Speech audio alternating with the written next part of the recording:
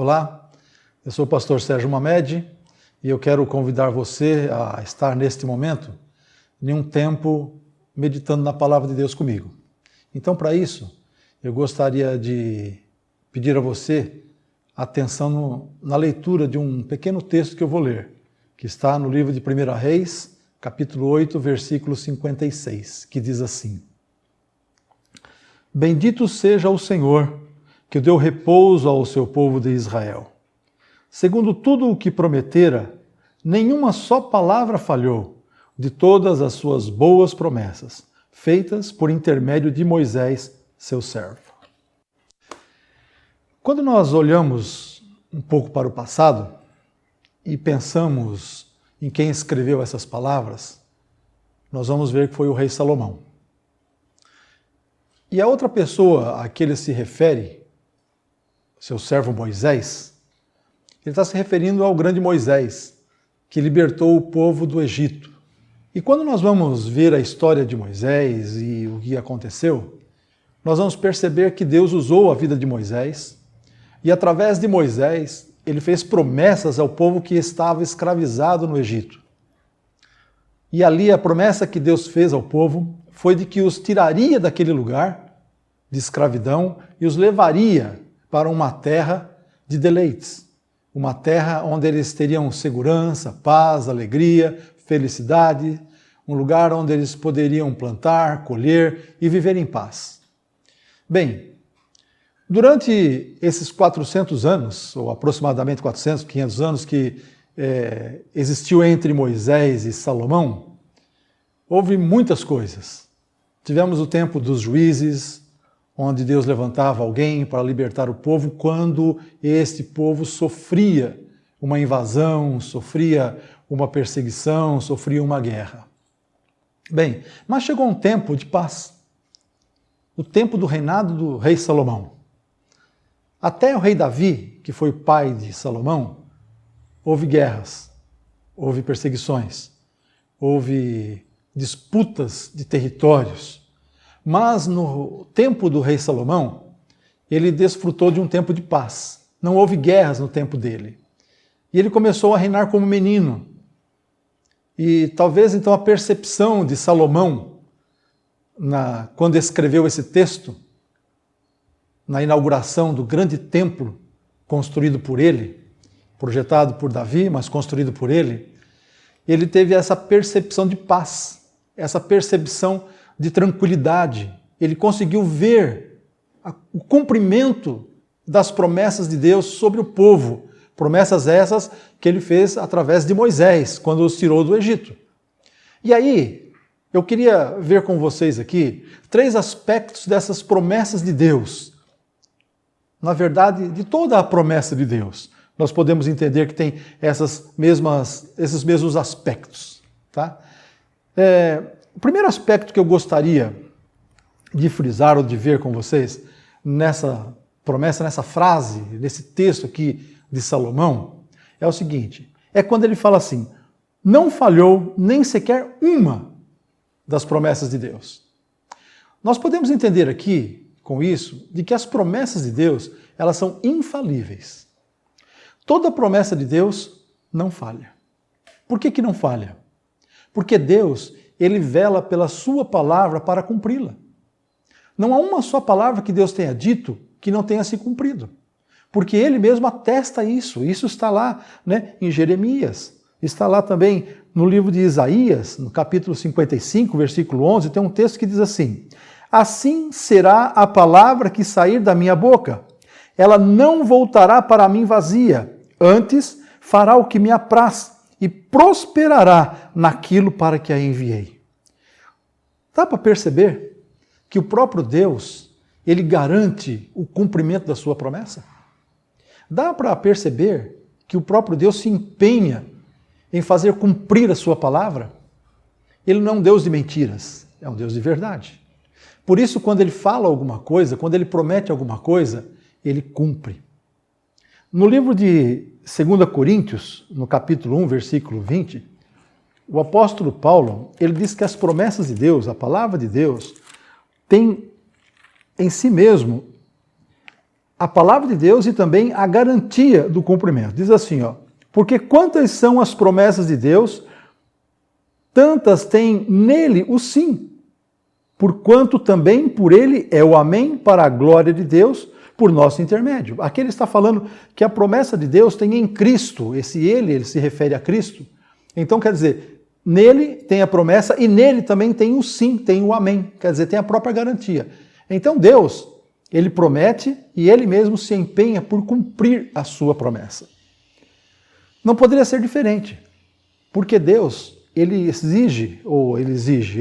orienta, ou ele deseja que também aqueles que o servem, os homens, tenham esse mesmo empenho em cumprir as suas promessas. Tanto que quando o salmista do Salmo 15, está escrevendo ali, há um versículo no Salmo 15, em que ele diz o seguinte, que o homem, quando dá a sua palavra, deve cumpri-la. Olha só o que diz aqui no capítulo 15 de Salmos, no versículo que diz assim, o que a seus olhos tem por desprezível réprobo, mas honra aos que temem ao Senhor. O que jura com dano próprio e não se retrata. Veja só, aqui a pergunta do Salmo é, quem habitará no seu monte, Senhor? Então ele está dizendo, aquele que quando jura, mesmo que para cumprir o seu juramento ele vai ter dano, ele não volta atrás no que jurou. Então veja, Deus se alegra, ou Deus quer que esteja habitando com ele, aquele que assim como ele também se preocupa em cumprir a palavra dada. Essa característica de Deus, ou esse amor de Deus, esse jeito de Deus agir, de fazer, nos dá uma garantia. Nos dá a garantia de que toda promessa que ele nos fizer, toda palavra que ele falar, haverá um cumprimento. Não passará desapercebida. Não ficará no esquecimento. Não vai cair no esquecimento. Não ficará encostado em algum lugar. Tudo que Deus fala, tudo que Deus promete, ele cumpre. Porque ele vela para fazê-lo cumprir. Outro aspecto da palavra de Deus, ou da promessa de Deus, que Salomão enfatiza aqui, ou ele mostra, nessa expressão dele, é de que ela é boa. Olha só. Nenhuma só palavra falhou de todas as suas boas promessas. Quando se fala da promessa de Deus, nós vamos perceber isso. Ela é sempre boa. Deus nunca prometeu mal a alguém. O desejo dele é sempre o bem. Uma vez ou outra que ele promete um castigo, alguma coisa, é para aqueles que estão contra ou não estão a favor da sua palavra ou do seu projeto. Tá? Às vezes é num sentido de correção. Então ele promete uma correção. Não que isso deseje o mal. Na verdade, ele promete a correção, mas havendo o arrependimento, ele não faz o mal. Temos o exemplo de Jonas em Nínive. Tá? Deus prometeu a destruição de Nínive, mas havendo o arrependimento de Nínive, Deus não cumpriu. Então, quer dizer, foi uma forma de trazer a atenção dos ouvintes para que entenda o amor de Deus por eles. Tá? Então, nós vamos ver sempre que a palavra de Deus ela é boa, a promessa de Deus ela é boa. Tá? Veja o que Jeremias diz no capítulo 29, no seu versículo 11. Diz assim, porque eu é que sei os planos que tenho para vocês, diz o Senhor, planos de fazê-los prosperar e não de lhes causar dano, planos para dar-lhes esperança e um futuro. Há uma outra versão que diz planos para dar a vocês o fim que vocês desejam. Qual é o fim que uma pessoa deseja à sua vida? Eu nunca vi ninguém desejar o próprio mal, nunca desejar dias piores a vir. Sempre desejamos dias melhores, sempre desejamos algo melhor para nós. Então, nesse aspecto, veja que Deus também deseja isso para nós. Mas há uma diferença. Muitas vezes nós não sabemos como alcançar este fim que desejamos. Desejamos coisas boas, mas não sabemos alcançá-los. Mas Deus, Ele sabe. Ele sabe porque o caminho dele é mais alto que o nosso caminho. Então, assim como aquele que está no alto de uma montanha consegue ver muito mais à frente, assim também é Deus acerca de nós. Os nossos olhares, eles param logo nos primeiros obstáculos, mas quem está mais acima consegue ver além desses obstáculos. Assim é Deus para nós. Ele não só deseja e tem planos bons para nós, tem promessas boas para nós, como também Ele sabe como podemos alcançá-los.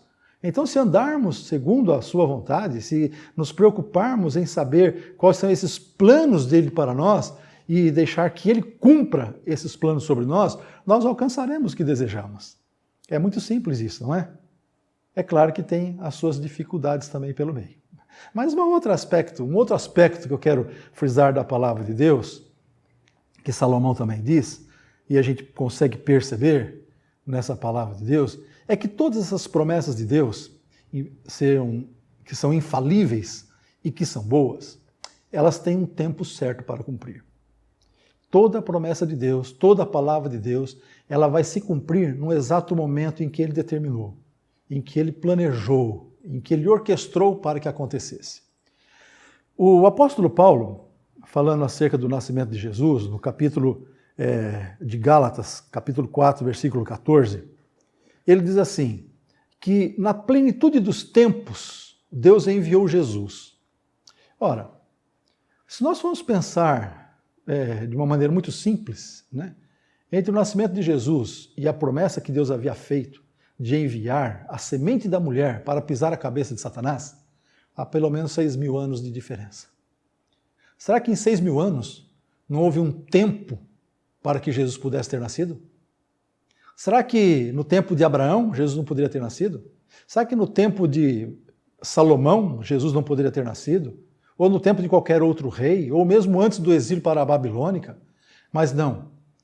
Parece que Deus demorou-se, né, a cumprir a sua promessa. Não. O apóstolo Paulo entendeu e compreendeu que foi na plenitude dos tempos. Esse termo plenitude dos tempos nos dá a compreensão de que todas as coisas convergiam para um mesmo ponto. Que todas as coisas? Todo o aspecto histórico, todo o aspecto cultural, todo o aspecto político, todo o aspecto de domínio, né, das nações, da língua e tudo mais, convergiam para um ponto único. A língua falada naquele tempo praticamente era uma só, o grego. Todo mundo entendia grego. Onde quer que fosse, havia a forma de falar e o grego era compreendido. Havia também um domínio romano, que com a sua força, né, o seu poder, dominava todo mundo e com isso trazia uma certa liberdade de convívio entre todas as nações em volta, que era do domínio romano. As pessoas podiam circular plenamente, livremente, sem lugar nenhum. Haviam estradas construídas pelos romanos que levavam de ponto a ponto e sem nenhuma dificuldade, com muita agilidade.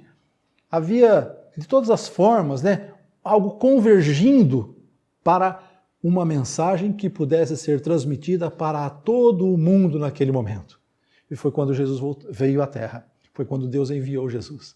Então Deus enviou Jesus no momento certo, porque ele tinha o tempo certo para cumprir a sua promessa. Aproximando-se, porém, o tempo da promessa que Deus tinha feito a Abraão, o povo cresceu e se multiplicou no Egito. Ora, o povo ficou 400 anos preso no Egito e parece que só quando estavam para sair é que ele cresceu. É porque estava chegando o tempo de Deus cumprir a sua promessa. Aqui também nós percebemos claramente isso. O tempo de Deus cumprir a sua promessa estava chegando, então Deus estava preparando o povo. Assim são as promessas de Deus. Elas são infalíveis, elas são boas, mas elas se cumprem no tempo determinado de Deus. Por isso, meu irmão, eu queria ver com você e lembrá-lo você sobre isso. Muitas vezes a gente fica apreensivo quanto ao que Deus nos fala, quanto às promessas que Deus nos faz, mas eu gostaria de lembrar você. Você tem uma promessa de Deus na sua vida. Ela é infalível, não esqueça disso. Ela é boa. Eu sei que é boa porque você aguarda ansiosamente pelo cumprimento dessa promessa. Mas também, não se esqueça, Deus vai ter o tempo para cumpri-la. E ao aproximar esse tempo, você vai perceber que as coisas vão mudar. Antes de Deus cumprir, Ele vai te preparar para que você receba essa promessa. Agora, falando em promessa de Deus, eu também quero lembrar você que acima de qualquer outra promessa que Deus nos tenha feito, o apóstolo João, ele diz que tem uma promessa. Na primeira epístola dele, no capítulo 5, no capítulo 2, versículo 25, o apóstolo João diz assim: e esta é a promessa que ele nos fez, a vida eterna. A despeito de qualquer outra promessa que Deus tenha feito para você, lembre-se que você tem a promessa maior que todas elas, que é da vida eterna. Que um dia se cumprirá. Esteja preparado para isso. Amém? Irmãos, eu também gostaria desse momento fazermos uma oração. Oração por nós, mas também pela nossa nação, que passa por momentos difíceis. Né? Então eu gostaria que você me acompanhasse nessa oração. Amém? Senhor, em nome de Jesus, eu quero, neste momento, apresentar a nossa nação no teu altar. Eu sei, ó Pai, que o Senhor olha sobre o Brasil, olha para o Brasil e, através do teu Filho Jesus Cristo, vê uma nação que carece, que precisa do teu amor, da tua graça, da tua misericórdia. Por isso te pedimos, Senhor, não afaste de ti, Senhor amado, não afaste de nós, não afaste do Brasil, Senhor amado, a tua promessa, Senhor, de amor sobre nós. Mas cumpra, Pai querido, cumpra, Senhor querido, os teus planos, os teus desígnios sobre a nossa nação. Dá-nos, Senhor, dias de paz, dá-nos dias, Senhor querido, de graça, dias, Senhor querido, melhores, ó Pai, do que temos vivido, Senhor. Dias onde esta nação toda se volte para Ti e esteja preocupada em saber a Tua vontade. Em nome de Jesus, para a glória do Teu nome, Senhor, é que eu te peço. Amém. Deus abençoe e que em todo o tempo você possa desfrutar e esperar as promessas de Deus.